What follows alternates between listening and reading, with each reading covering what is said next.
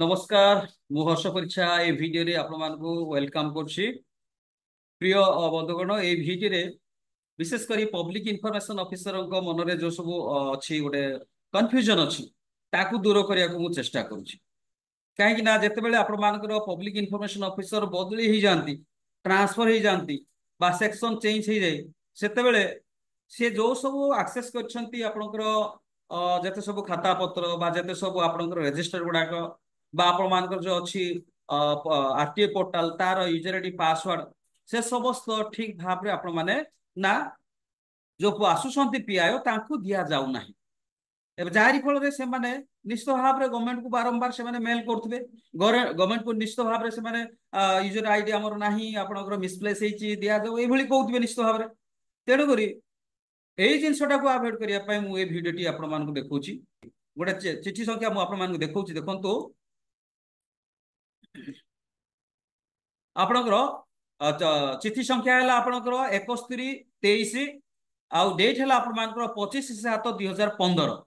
एठी कौन अच्छी ना protocol of change of public information officer है आपन आलोचना कराई। तो ये आलोचना भितर आपणकर ओडिशा इन्फॉर्मेशन कमिशन जहाँ व्यू देइछंती ताकू भित्ति करी आपणकर पब्लिक इन्फॉर्मेशन ऑफिसर को निर्देश दिया जाइछि जे जहाँ सब एप्लिकेशन आपण मान जहाँ सब आपण मानकर यूजर आईडी पासवर्ड अछि बा आपण खाता पत्र अछि विभिन्न रजिस्टर अछि ताकू आपण परे जो जे आसुछंती पीआईओ ताकू हस्तांतर करी जिवे।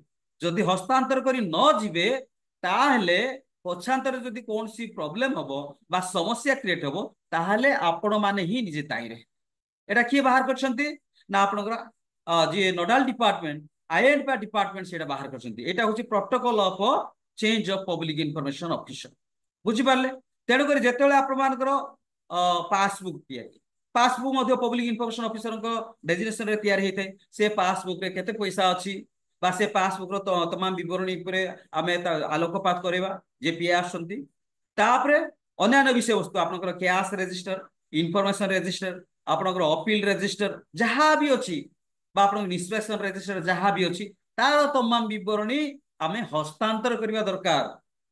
आप आम परे जो पीआई आसंती तांको हस्तांतर करी दरकार। जदि एतक करनाहांती ताहेले पछांतर जदि एई समस्या को जदि किछि प्रॉब्लम हुए ताहेले जे हस्तांतर न करछंती से पब्लिक इन्फॉर्मेशन ऑफिसर दंडित हेबे, पूरा दंडित हेबे।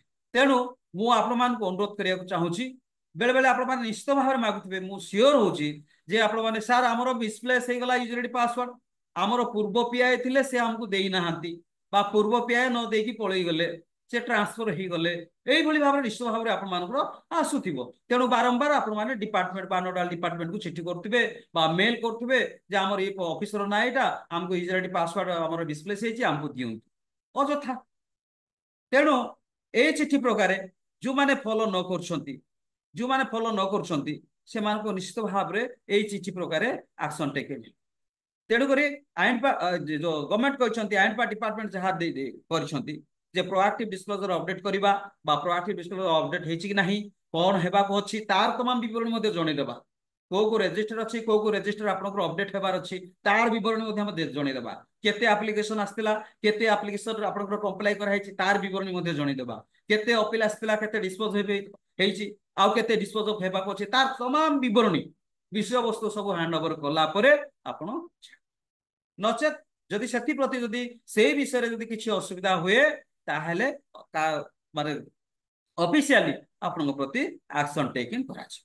एई चिट्ठी प्रकार चिट्ठी संख्या हला आपन मानकर 7123 आउ आपन मानकर डेट हला 25/7/2015 25/7/2015। तेणु मु आपन मान को अनुरोध करछि जदि पीआई चेंज होछंती जो पीआई माने चेंज होछंती एई प्रकार आपण माने हस्तांतर करी जिवे निजको केबेले खामख्याल करिवे नाही कारण आरटी गोटे sensitive this. Thank you so much आपण माने वीडियो वॉच करथिबातु मु आपण मान को रिक्वेस्ट करछि लाइक करंतु शेयर करंतु एवं सब्सक्राइब करंतु।